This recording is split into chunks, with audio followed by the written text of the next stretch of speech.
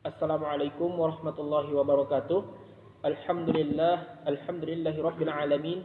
Assalatu wassalamu ala asyrafil anbiya'i wal mursalin wa ala alihi wa ashabihi ajma'in. Ashhadu an la ilaha illallah wa ashhadu anna Muhammadan abduhu wa rasuluh la nabiyya ba'da. Allahumma salli ala sayyidina Muhammad wa ala ali sayyidina Muhammad. Yang saya hormati yaitu Ibu Abdillah Nisa selaku dosen pengampu mata kuliah studi kitab tafsir era klasik. Tanpa memperpanjang kata-kata mukaddimah, izinkan saya untuk memperkenalkan diri terlebih dahulu. Nama saya Govinda Delva Saputra, NIM 41200023. Saya berasal dari Prodi Ilmu Al-Quran dan Tafsir, kelas 3A, IAIN Bukit Tinggi. Video ini saya buat bertujuan untuk memenuhi syarat ujian tengah semester studi kitab tafsir era klasik yang dibimbing oleh Ibu dosen Abdillah Nisa LCMA. Nah, di sini saya mengutip dua kitab tafsir yang sangat berpengaruh, yang sangat terkenal di zaman modern kita ini, yaitu kitab tafsir Jalalain karangan dua Imam Al-Mahalli dan Imam As-Suyuti. Kemudian kitab tafsir Mafatihul Ghaib atau kitab tafsir Al-Kabir karangan Imam Fakhruddin Ar-Razi. Nah, bagaimana seluk-beluk yang terjadi di dalam dua kitab tafsir ini? Mari kita saksikan video ini dari awal hingga akhir agar tidak terjadi kesalahpahaman dalam memahami dua kitab tafsir ini. Kitab tafsir yang pertama yaitu Tafsir Al-Jalalain yang dikarang oleh dua Imam Jalaluddin Al-Mahalli dan Imam Jalaluddin As-Suyuti. Sedikit perkenalan untuk kitab tafsir Al-Jalalain. Al-Jalalain ialah nama dari dua orang ulama besar yang terkenal, yaitu Imam Jalaluddin Al-Mahalli dan Imam Jalaluddin As-Suyuti. Penamaan kitab tafsir Al-Jalalain sendiri merujuk kepada kedua imam tersebut sebagai para mufassirnya. Pada mulanya, perintis yang mengarang kitab tafsir Al-Jalalain adalah Imam Jalaluddin Al-Mahalli pada tahun 1459 Masehi. Sedangkan Imam Jalaluddin As-Suyuti hanya meneruskan jalan yang telah dirintis terlebih dahulu oleh Imam Jalaluddin Al-Mahalli. Nah, pengarang pertama yaitu Jalaluddin Al-Mahalli. Nama beliau adalah Al-Imam Jalaluddin Abu Abdullah Muhammad bin Shihabuddin Ahmad bin Kamaluddin Muhammad bin Ibrahim bin Ahmad bin Hashim Al-Abbasi Al-Ansari Al-Mahalli Al-Qahiri Al-Syafi'i. Beliau lahir pada bulan Syawal tahun 791 Hijriah di kota Mesir dan wafat pada tahun 864 Hijriah dan dimakamkan juga di Mesir. Imam Jalaluddin Al-Mahalli adalah seorang mufassir atau ahli tafsir yang berkebangsaan Mesir. Beliau juga dikenal seorang faqih atau ahli dalam bidang hukum Islam, ahli kalam atau teologi, ahli usul fikih, ahli nahu, dan menguasai ilmu mantik atau ilmu logika dan lain sebagainya. Kemudian guru-guru Imam Jalaluddin Al-Mahalli begitu banyak. Di antaranya yaitu yang pertama Al-Imam Syamsuddin Abu Abdullah Muhammad bin Abu Ad-Da'im. Beliau mengajar dalam bidang ilmu fikih, usul fikih dan bahasa Arab. Kemudian yang kedua Al-Imam Al-Muhaddits Jalaluddin Abu Al-Fadl Abdurrahman bin Umar. Beliau mengajar dalam bidang hadis. Guru yang ketiga yaitu Asy-Syaikh Shihabuddin Al-Ajmi, yaitu cucu Ibnu Hisham dalam bidang nahwu. Yang keempat Al-Imam Nasiruddin Abu Abdullah Muhammad bin Anas. Beliau mengajar dalam bidang ilmu mawaris dan ilmu perhitungan. Yang kelima, Al-Imam Badruddin Mahmud bin Muhammad bin Ibrahim bin Ahmad Al-Asqarai. Beliau mengajar dalam bidang ilmu logika, ilmu debat, ilmu ma'ani, ilmu bayan, ilmu arud, dan usul fikih. Beliau juga belajar kepada ulama-ulama salaf pada masanya, seperti Al-Badri Muhammad bin Al-Aqsari, Burhan Al-Baijuri, Al-A'la Al-Bukhari, dan Syamsuddin bin Al-Bisati. Dan masih banyak guru-guru beliau yang lainnya yang tidak kami sebutkan.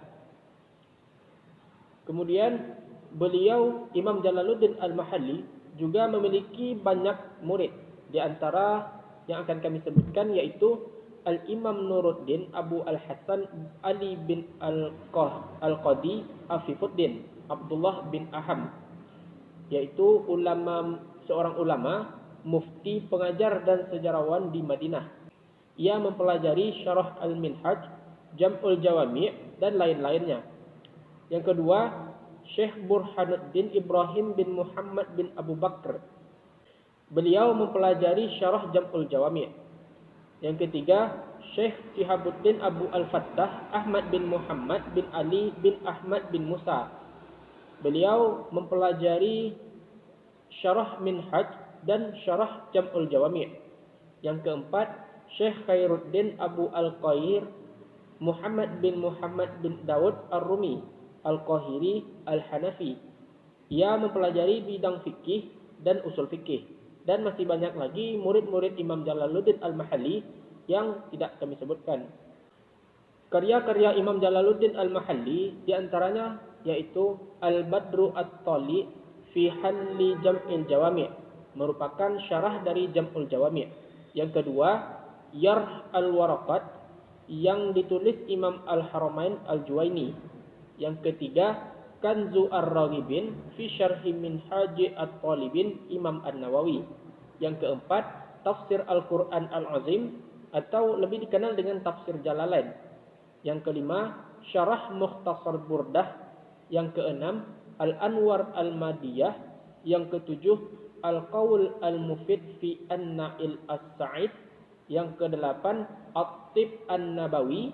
Yang kesembilan, Kitab fil Manasik. Yang ke-10, Kitab fil Jihad. Yang ke-11, Syarah Al-Qawaid Ibnu Hisham. Yang ke-12, Syarah At-Tasil Ibnu Malik. Yang ke-13, Hasyiyah ala Jami'il Mukhtasarat. Dan masih banyak lagi karya-karya beliau yang lainnya.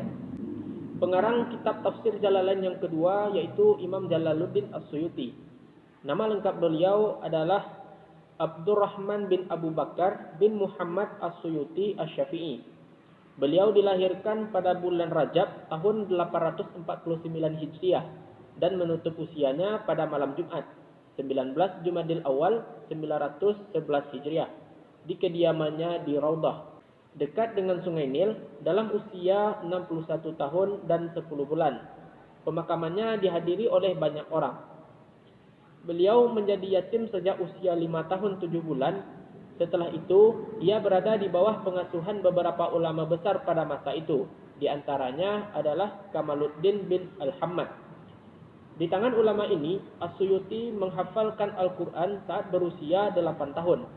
Demikian pula Kitab Al-Umdah, Minhajul Fiqh wal Usul, dan Alfiyah Ibnu Malik, yang akan menjadi kitab-kitab berikutnya yang ia hafalkan di luar kepala.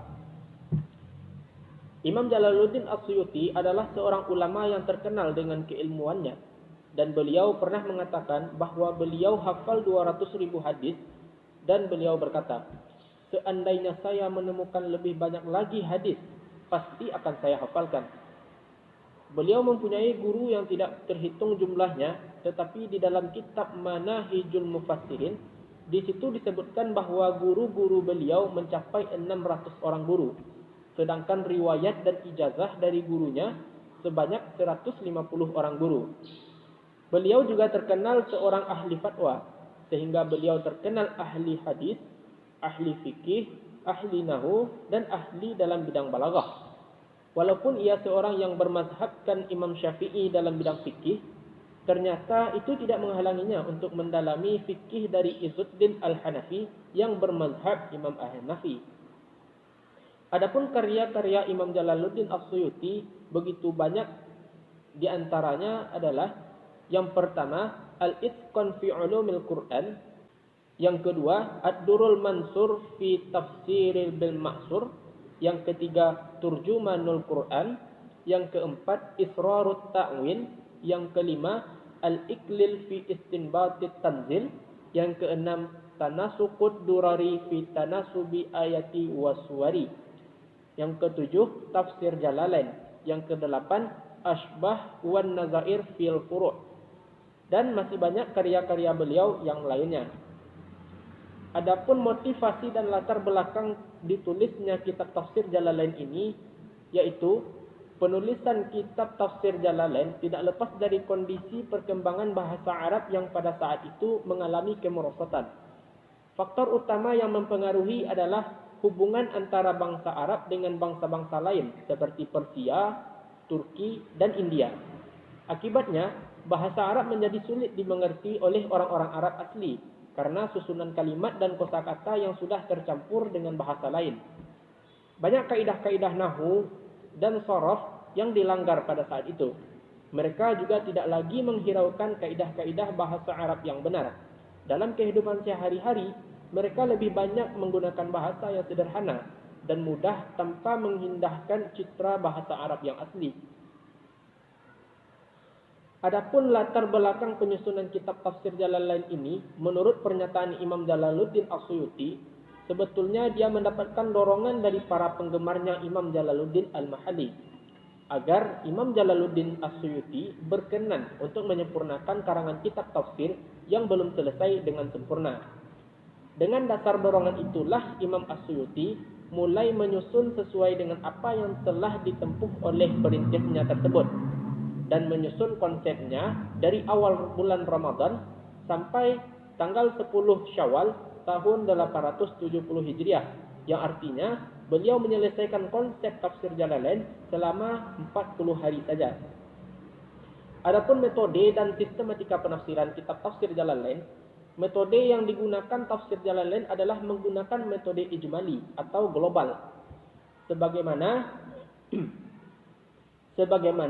yang diungkapkan oleh As-Suyuti bahwa beliau menafsirkan sesuai dengan metode yang dipakai oleh Imam Al-Mahalli, yakni berangkat dari qaul yang kuat, i'rab lafal yang dibutuhkan saja, perhatian terhadap qiraat yang berbeda dengan ungkapan yang simpel dan padat, serta meninggalkan ungkapan-ungkapan yang terlalu panjang dan tidak diperlukan. Penyajiannya diupayakan tidak terlalu jauh dari gaya atau uslub bahasa Al-Quran.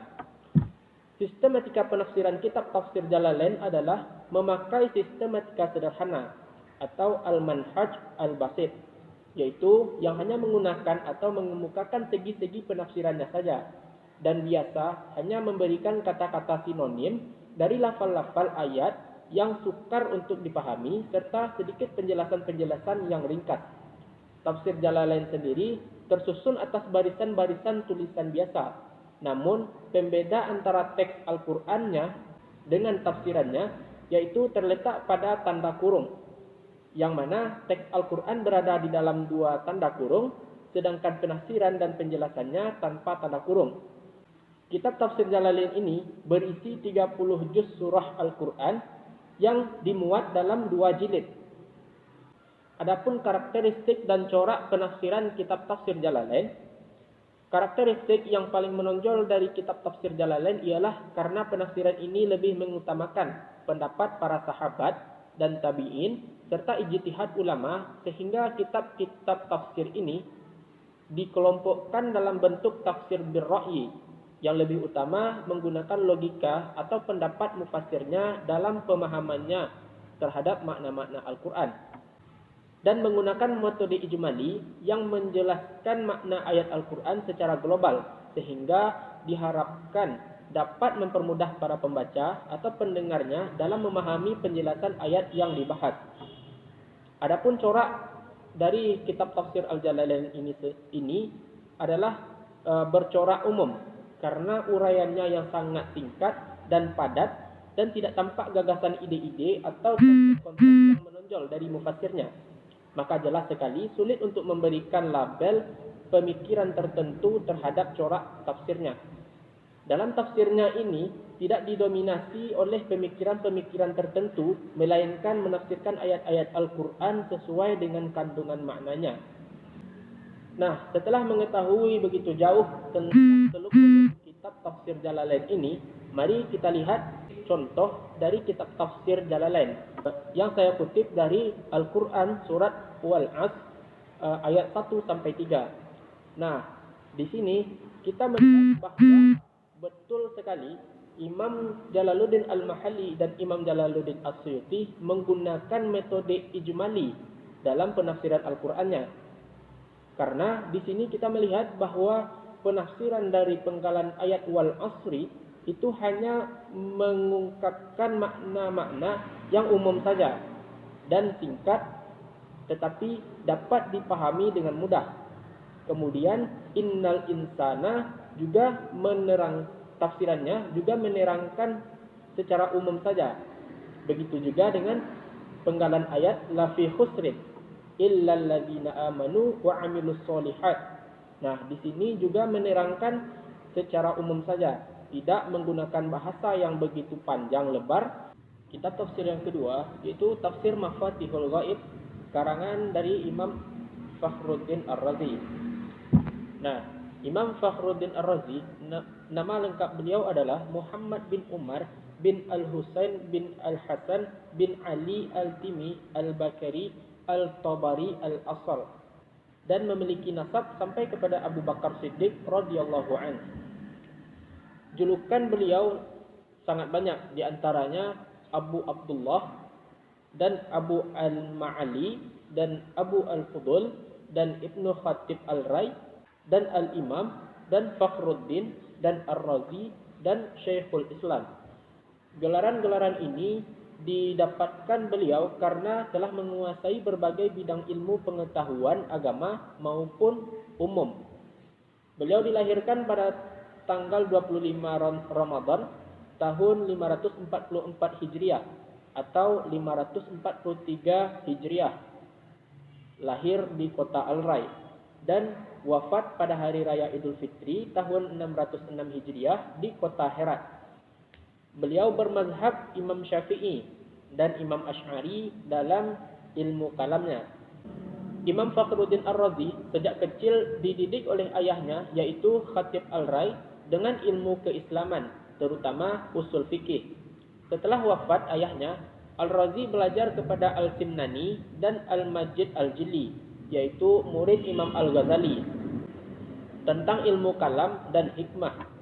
Bahkan ia telah menguasai risalah teologi Al-Syamil fi Usuluddin karya Imam Haramain, Al-Mustasfa karya Imam Al-Ghazali, dan Al-Mu'tamad karya Imam Abu Hasan Al-Bisri. Dan menaruh perhatian juga terhadap kitab Al-Mufassal karya Imam Zamakhsyari dalam ilmu nahu, dan kitab Al-Wajiz karya Imam Al-Ghazali dalam ilmu fikih. Kedua kitab ini telah disyarahkan oleh Imam Fakhruddin Ar-Razi. Kemudian mempelajari dua buah kitab karya Abdul Qahir dalam ilmu balaghah dan meringkasnya dalam sebuah kitab yang diberi judul Nihayat Al-Ijaz fi Dirayat Al-Ijaz. Kemudian mempelajari ilmu filsafat dari buku-buku Aristoteles dan Plato serta filsuf-filsuf muslim lainnya, dan memberi syarah kitab Al-Irsyad karya Ibnu Sina, dan menyusun buku dalam ilmu kedokteran yang berjudul Syarah Al-Kulliyat li Al-Qanun. Setelah menguasai berbagai disiplin ilmu pengetahuan, Imam Fakhruddin Ar-Razi melakukan rihlah atau perjalanan ke beberapa daerah sekitar Al-Rai, seperti Khawarizmi, kemudian ke Transoksiana, untuk melakukan dialog dengan tokoh-tokoh masyarakat dan penduduk setempat tentang persoalan mazhab dan akidah.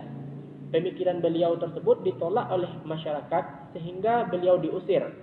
Akhirnya beliau memutuskan untuk kembali ke Al-Rai, dan sesampainya di Al-Rai menghadap kepada Sultan Shihabuddin Al-Ghauri, kemudian menghadap kepada Sultan Ala ad-Din Muhammad bin Tuksi Khawarizmi, dan mendapatkan sambutan yang begitu hangat serta kedudukan yang tinggi. Imam Al-Razi memiliki keunggulan dalam bidang ilmu agama maupun bidang umum dibandingkan para ilmuwan pada masanya.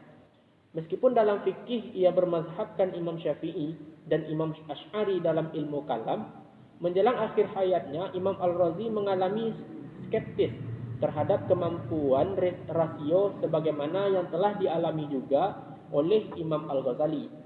Kepercayaannya kepada kemampuan akal mulai menurun dan tergoncang. 8 bulan setelah kejadian tersebut, beliau mengalami sakit keras lalu meninggal dalam usia beliau yang ke-57 tahun. Adapun guru-guru Imam Fakhruddin Ar-Razi begitu banyak. Di antara guru-guru yang saya kutip yaitu yang pertama Diyauddin Umar bin Al-Hasan Khatib Al-Rai, yaitu ayah beliau sendiri. Kemudian yang kedua Muhyis Sunnah Abi Muhammad Al-Baghawi. Yang ketiga Abu Al-Qasim Al-Ausari, yaitu murid dari Imam Al-Haramain. Yang keempat Al-Kamal Al-Simnani, dan yang kelima Al-Majid Al-Jilli. Adapun murid-murid beliau begitu banyak. Di antara yang saya kutip adalah yang pertama Ibrahim bin Ali bin Muhammad Al-Qutub Al-Salami Al-Maghribi. Yang kedua Qadi Al-Qudat Ahmad bin Khalil bin Isa Al-Barmaki. Yang ketiga Abdul Hamid bin Isa bin Amwaih bin Yunus bin Khalil Al-Kasru Syaihi. Yang keempat Ibrahim bin Abi Bakar bin Ali Al-Asbahani. Yang kelima Syarifuddin bin Unayn Abu Al-Mahasin Muhammad bin Nasir bin Ghalib. Yang keenam Ahmad bin Muhammad bin Abi Hazm Al-Makki Najimuddin Al-Mahzumi Al-Qamuli. Yang ketujuh Zainuddin Al-Qasi. Yang kedelapan Tajuddin Al-Armawi. Setelah mengetahui guru-guru dan murid-murid beliau yang begitu banyak, tentu beliau juga memiliki karya-karya yang begitu banyak. Di antara karya-karya beliau yang saya kutip adalah yang pertama Mafatih Al-Ghaib atau Tafsir Al-Kabir yang sedang kita bahas sekarang ini. Yang kedua yaitu Ikhtisar Dalail Al-Ijaz. Yang ketiga Asas At-Taqdis. Yang keempat Asrar At-Tanzil wa Anwar At-Ta'wil. Yang kelima I'tiqadat fil Muslimin wal Musyrikin. Yang keenam Al-Bayan wa Al-Burhan fi Ar-Rad ala Ahli Zayan wal Tughyan. Yang ketujuh At-Tanbih ala Ba'di Al-Asrar Al-Mawdi'ah fi Ba'di Suwar Al-Quran. Yang kedelapan Syifa'ul Ayyi wal Ikhtilaf. Yang kesembilan At-Tariq fi Al-Jadd. Yang kesepuluh Asamah Al-Anbiya. Yang kesebelas Fadailus Sahabah. Yang ke-12 Lubab Al-Irsyad. Dan masih banyak lagi karya-karya beliau yang belum saya sebutkan. Adapun motivasi dan latar belakang tersusunnya kitab tafsir Mafatihul Ghaib ini atau kitab tafsir Al-Kabir ini yaitu bahwa Fakhruddin Ar-Razi hidup pada abad ke-6 Hijriah. Masa ini adalah masa kesempitan dalam kehidupan umat muslim baik dalam hal politik, sosial, keilmuan, dan akidah yang terjadi pada masa Daulah Abbasiyah. Ada kabar tentang perang salib di negeri Syam. Pada masa itu juga terjadi perselisihan mazhab dan akidah. Dan di negeri Al-Rai sendiri ada 3 golongan, yaitu Syafi'iyah, Ahnafiyah, dan Syiah. Dan muncul pula banyak golongan kalam dan perdebatan-perdebatannya. Di antaranya yaitu golongan Syiah, Mu'tazilah, Murji'ah, Batiniyah, dan Qurrasiyah. Kemudian Fakhruddin Ar-Razi yang ahli dalam berbagai bidang keilmuan menuliskan kitab tafsir ini dengan berjumlah 8 jilid besar. Imam Ar-Razi yang bermazhabkan Imam Syafi'i dalam penulisan kitab tafsirnya ini, beliau selalu membantah pendapat-pendapat Mu'tazilah ketika ada kesempatan atau ada celah. Tafsir ini ditulis oleh Imam Fakhruddin Ar-Razi sebagai tanggapan terhadap tafsir ideologi karangan Imam Zamakhsyari, yaitu kitab Tafsir Al-Kasyaf. Adapun batasan-batasan penafsiran yang diselesaikan oleh Imam Fakhruddin Ar-Razi, beberapa pendapat ulama yang menyebutkan tentang batasan-batasan ini yang diselesaikan oleh Imam Fakhruddin Ar-Razi. Pendapat yang pertama menyatakan Imam Fakhruddin Ar-Razi menyelesaikan tafsirnya sampai surat Al-Anbiya saja. Pendapat yang kedua yaitu sampai surah Al-Waqi'ah. Dan pendapat yang ketiga mengatakan bahwa sampai ke surat Al-Bayyinah. Sementara pendapat yang keempat muncul dari Al-Umari yang menyimpulkan setelah melakukan penelitian bahwa sebenarnya Imam Al-Razi telah menyelesaikan penulisan tafsir 30 juz Al-Quran, tetapi hilang 1 juz dari kitab itu karena kekacauan yang terjadi disebabkan adanya serangan yang dilakukan oleh Tatar 11 tahun setelah wafatnya Imam Fakhruddin Ar-Razi. Lalu kekurangan itu dilengkapi oleh Syihabuddin Al-Kubi.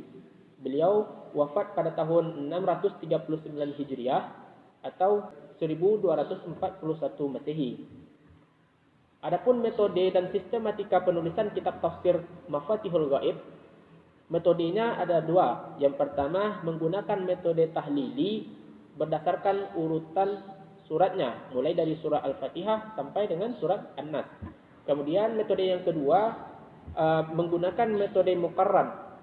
Muqarran yaitu membandingkan dan mengemukakan pendapat-pendapat ulama dalam menafsirkan ayat-ayat Al-Quran. Lalu sistematika penulisan tafsir ini menyebutkan nama surah, tempat turunnya, bilangan ayatnya, perkataan-perkataan yang terdapat di dalamnya, kemudian menyebutkan satu atau beberapa ayat, lalu mengulas munasabah atau keterkaitan antara satu ayat dengan ayat sesudahnya. Nah, karakteristik dan corak penafsiran kitab Mafatihul Ghaib. Adapun karakteristiknya, kitab tafsir ini terdiri dari 8 jilid besar yang berisikan tafsir dari keseluruhan ayat-ayat Al-Quran 30 juz menurut tartib Mushaf Utsmani, mulai dari Al-Fatihah sampai surah An-Nas. Menurut Dr. Muhammad Hussein Az-Zahabi, bahwa kitab tafsir yang ditulis oleh Fakhruddin Ar-Razi ini sangat dihargai oleh para ulama karena kitab itu mempunyai ciri khas tersendiri yang tidak dimiliki oleh kitab-kitab tafsir lainnya. Nah, corak kitab tafsir ini menggunakan 3 corak. Yang pertama tafsir ilmu-ilmu. Yang kedua tafsir falsafi bercorakkan ilmu filsafat, sufi. Yang ketiga tafsir adabi wal ijtima'. Nah, setelah mengetahui begitu banyak dan begitu jauh tentang seluk-beluk kitab tafsir Mafatihul Ghaib ini, nah, saya akan mencantumkan sebuah contoh penafsiran yang dilakukan oleh Imam Fakhruddin Ar-Razi yang dirangkup di dalam kitab beliau Mafatihul Ghaib ini atau Tafsir Al-Kabir ini. Nah, di sini kita melihat bahwa benar beliau menggunakan 2 metode yang telah dicantumkan sebelumnya, yaitu metode tahlili dalam sistem penyusunan surat-suratnya, kemudian juga menggunakan metode muqarran. Di sini kita melihat bahwa pendapat-pendapat para ulama, sahabat dan tabi'in juga dituliskan di dalam menafsirkan sepenggal ayat dari surat Al-Baqarah ayat 2 ini. Nah, mungkin segini untuk pembahasan kita kali ini.